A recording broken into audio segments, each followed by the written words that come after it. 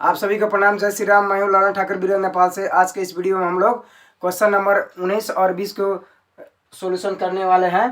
तो ये अस्मिता publication book है, इसी में से पेज नंबर 85 में से दिया गया है क्वेश्चन। जो इस क्वेश्चन को आप देख सकते हैं, पेज नंबर 85 में है, 19 एंड 20 क्वेश्चन नंबर।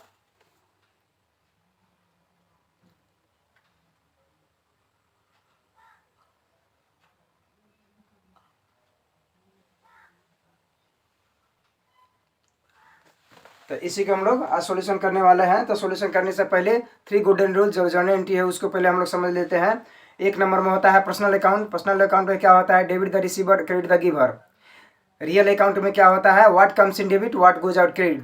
उसके बाद में नॉमिनल अकाउंट में क्या होता है? All expenses are losses are DR, all income and gain are CR. इसी 3 गोल्डन रूल के आधार पर सारा जर्नल एंट्री पास हम लोग कर सकते हैं। तो चलिए देखते हैं हम लोग जर्नल एंट्री।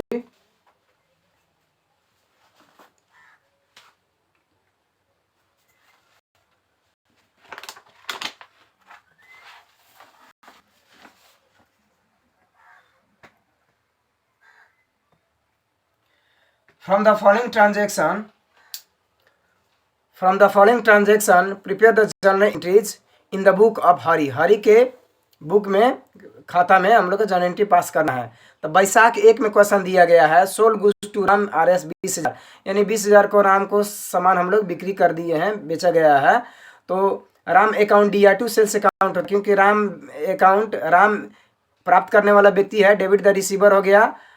सेल्स जब सामान जाता है कंपनी में से, जब बेचा जाता है सामान जाता है, तो व्हाट गोज आउट क्रेडिट, तो सामान जाता है तो इसलिए उसका क्रेडिट किया जाता है। तो Ram account DR2 sales account हो गया।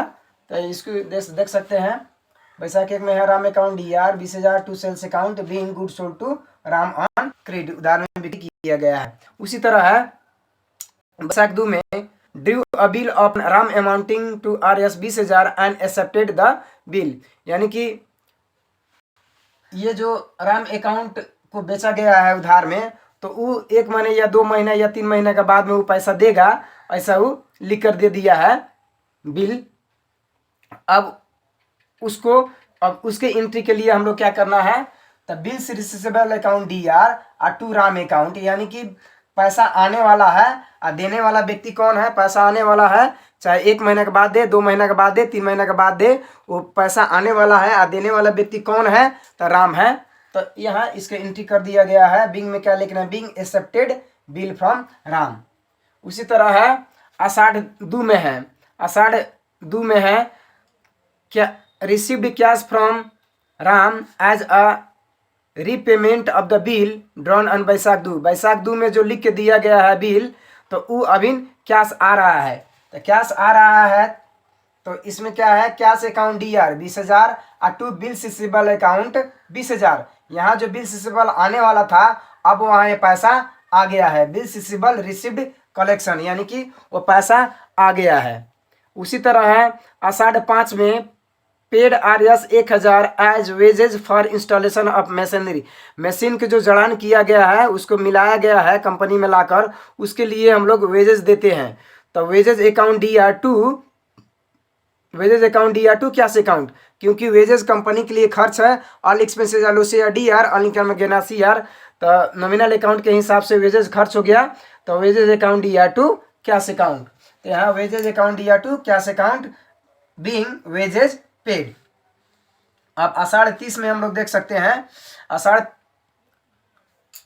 आषाढ़ 30 में है चार्ज्ड 10% इंटरेस्ट ऑन ड्राइंग, यानी कि जो कंपनी का मालिक होता है, जो पैसा निकालता है, उसमें इंटरेस्ट जो लगता है उसको कहा जाता है इंटरेस्ट ऑन ड्राइंग। 50,000 का 10%, यानी कि 5,000। तो 5,000 रुपया क्या होगा? Drawing account DR to interest on drawing करके लिख देना है, being interest charge on drawing.